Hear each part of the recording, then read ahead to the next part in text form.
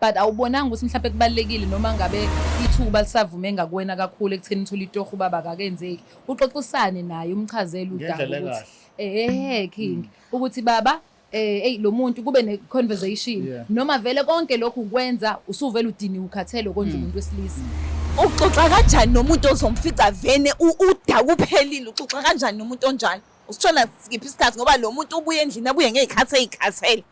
Ubuya ukhathele kwawena uyiphumela emsebenzi usithola lapha isikhathi soku-explain ukhuluma nomuntu vele kufanele ukuthi ukhuluma wedwa ngoba lo muntu uyiphuzele. U-off. Talking about inkonzo. Siyayihleba ke le. Unjani kodwa kuyinkonzo ke le enye sengibuza le yapha phela ngangiye ngibekezela iminyaka emingaka kube inkonzweni wayingekho enkonzweni waye right ngibona isibali sayikhumbula le nkonzo hayi inkonzo yena shame bengengibekezela bayinamathisela waye right okay even ngisho nanakhona ukuya enkonzweni yasekamelweni hayi angisayitholi yabona manje okay yes hayi qhubeka okay ayithola inkonzo yes like ngathini yeah but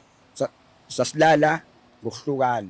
senombhede wakhe yena manje kanjani asafuni manje silale ngandawonye yeah mangahle kuthiwa uyashintsha entweni wrong ayenzayo usengaba umyena kwakhe ayisekuphele ngisho inhliziyo phela nothando inhliziyo liyaphela ihambe if iUSB sigcwele bakwethu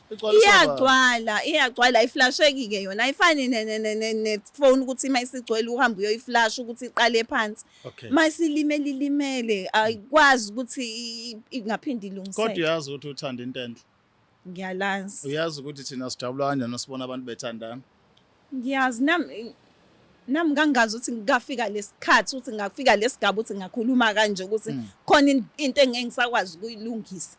ngangayitsheni ukuthi ngiyoke ngangasifisi lesi gabe sengikusona manje kodwa ke sinaku sengikusona ziyakhala manje